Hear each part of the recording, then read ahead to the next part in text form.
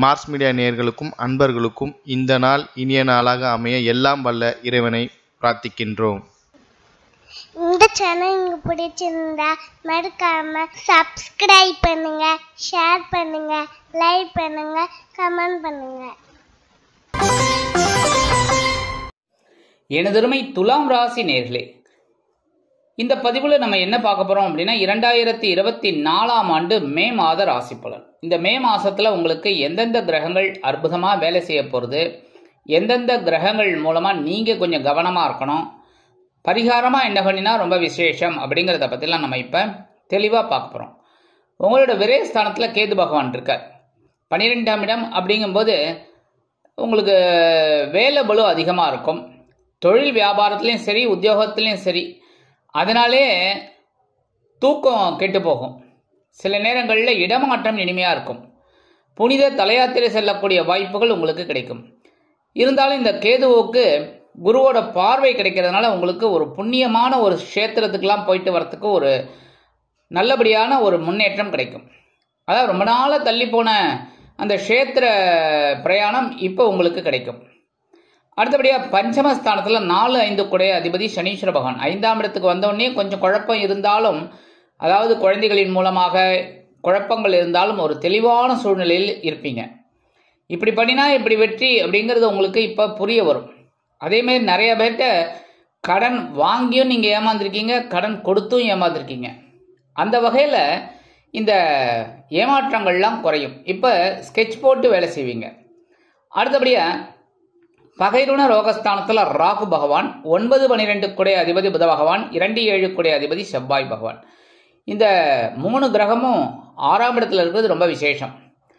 அதுலேயும் இந்த ராகு பகவான் உங்களுக்கு பிரம்மாண்டமாக யோசிக்க வைக்கிறார். ஒரு விஷயம் எடுத்துட்டா அதை எப்படி அருமையாக செயல்படுத்தணுங்கிற ஒரு பிரம்மாண்டத்தை நீங்கள் எதிர்பார்த்து பண்ணிட்டு இருக்கீங்க. அதே மாதிரி செவ்வாய் பகவான் இருக்கிறது ரொம்ப விசேஷம். தனவரவு நீங்கள் எதிர்பார்க்கிறபடி வந்துட்டு இருக்கோம். அதேமாரி வாழ்க்கை துணையும் உங்களுக்கு அனுகூலமாக இருக்காங்க.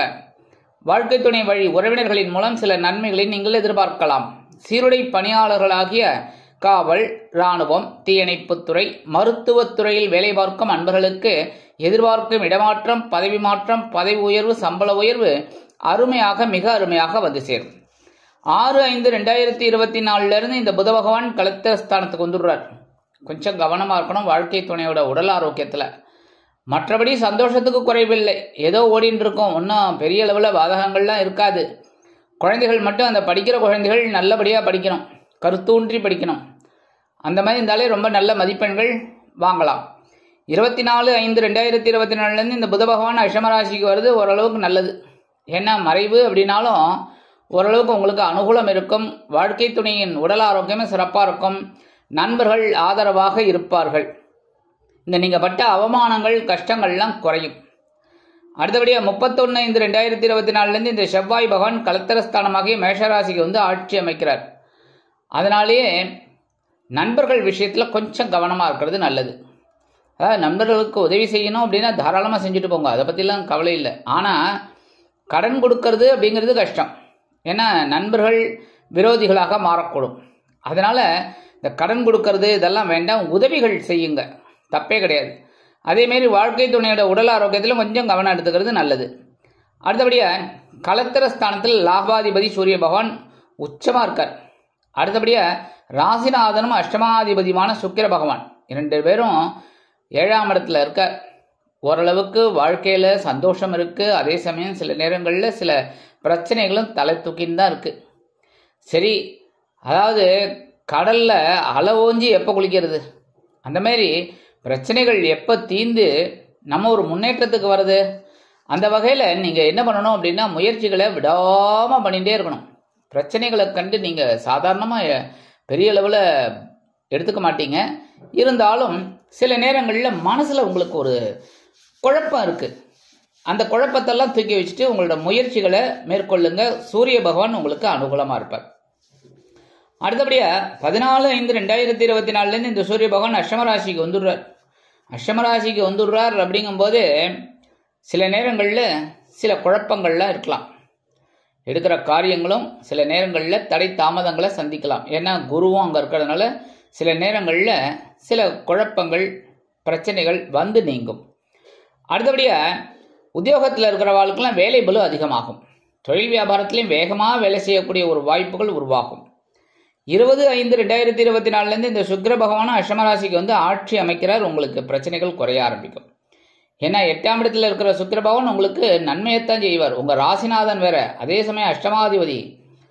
கஷ்டங்கள் குறையும். அதேமாரி விலை உயர்ந்த பொருட்களை வாங்கி மகிழும் வாய்ப்புகளும் உங்களுக்கு உண்டாகும். சில பேருக்கு எடுக்கிற காரியங்கள் இப்போ அற்புதமாக நிறைவேறக்கூடிய ஒரு வாய்ப்புகள் உங்களுக்கு கண்டிப்பாக கிடைக்கும். அஷ்டமஸ்தானத்தில் குரு பகவான் இருக்கார். 8ஆம் இடத்துல குரு பகவான் அப்படிங்கும்போது உங்களோட ராசிநாதன் சுக்கிர பகவானுக்கு பகை கிரகம் அப்படிங்கிறதுனால அவரோட இடத்துல தான் இந்த குரு பகவான் இருக்கிறதுனால ஓரளவுக்கு அனுகூலம் இருக்குன்னாலும் நீங்கள் எடுக்கிற காரியங்களில் கவனமாக இருக்கணும், சிரத்தையாக இருக்கணும். புரியுதா? ஏன்னா 8ஆம் இடம்ங்கிறது ஆயுள் ஸ்தானம், அதே சமயம் அவமான ஸ்தானம். அதாவது ஒரு கடனால் ஒரு அவமானம் வரத்துக்கு, இல்லைன்னா உத்தியோகத்தில் ஏதாவது ஒரு வீண் பழி, தொழில் வியாபாரத்தில் ஏதாவது ஒரு சிரமம், இந்த மாதிரிலாம் வரத்துக்கு வாய்ப்புகள் இருக்குங்கிறதுனால கவனமாக இருக்கணும் எல்லா விஷயத்திலும். முக்கியமாக வாகன பயணங்களில் ரொம்ப கவனமாக இருக்கணும். ஏன்னா உடல் ஆரோக்கியம் சிறப்பாக இருந்தால் தான் எல்லாமே நல்லபடியாக நடக்கும். அதனால் உடல் ஆரோக்கியத்தில் சிறப்பாக எடுத்துக்கோங்க. முக்கியமாக வாகன பயணங்கள்லையும் கவனம் எடுத்துக்கோங்க. இருந்தாலும் குருவோட பார்வை அப்படிங்கும்போது உங்களோட விரயஸ்தானமாகிய 12ஆம் இடத்துல விழுறது ஓரளவுக்கு செலவுகளை அதிகம் பண்ணுறதுக்கு வாய்ப்புகள் இருக்குது. செலவுகள் அதிகம் பண்ணுறதுக்கு வாய்ப்புகள் இருக்குது. அதே சமயம் 2ஆம் இடமாகிய தனவாக்கு குடும்பஸ்தானத்தில் ஒரு பார்வை விழறதுனால வரவு உங்களுக்கு வந்துட்டே இருக்கும். செலவுகள் எவ்வளோ இருக்கோ அதை மீட் அவுட் பண்ணக்கூடிய அளவுக்கு வருமானம் வந்துட்டே இருக்கும். அடுத்தபடியே சுகஸ்தானத்தில் விழுறது அற்புதம்.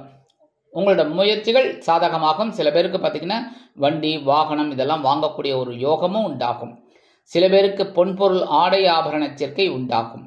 அதாவது இந்த இடத்துல நல்ல கவனிங்கோ, 8ஆம் இடத்துல இருக்கிற குரு பகவான் பிரச்சனைகளைத்தான் கொடுப்பார். ஆனால் அவரின் பார்வை பலம் என்னைக்குமே வந்து சுபபலம். அதனால கண்டிப்பாக இதெல்லாம் வந்து தவிடுபொடியாக்கக்கூடிய ஒரு வாய்ப்புகளை இதே குரு பகவான் உங்களுக்கு கொடுப்பார் தனது பார்வையால். அதனால நீங்கள் எடுக்கிற காரியங்களை சிரத்தையோடு எடுங்க, கவனமாக எடுங்க, செய்கிற வேலைகளை கவனமாக செய்யுங்கோ. கண்டிப்பாக உங்களுக்கு குரு பகவானோட அனுகிரகம் கிடைக்கும்.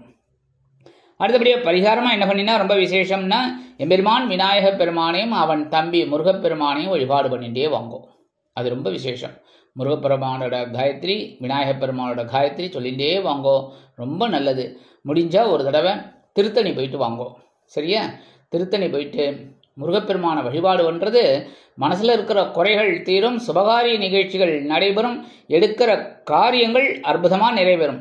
ஆக இந்த சிறு பரிகாரங்களின் மூலம் 2024ஆம் ஆண்டு மே மாதம் ஒரு அற்புதமான திருப்பம் தரும் மாதமாக உங்களுக்கு அமையும் என்று கூறி விடைபெறுகிறேன். நன்றி, வணக்கம். மீண்டும் ஒரு அருமையான பதிவில் நான் உங்களை மனமகிழ்ச்சியோடு சந்திக்கிறேன். வாழ்த்துக்கள். வாழ்க வளமுடன்.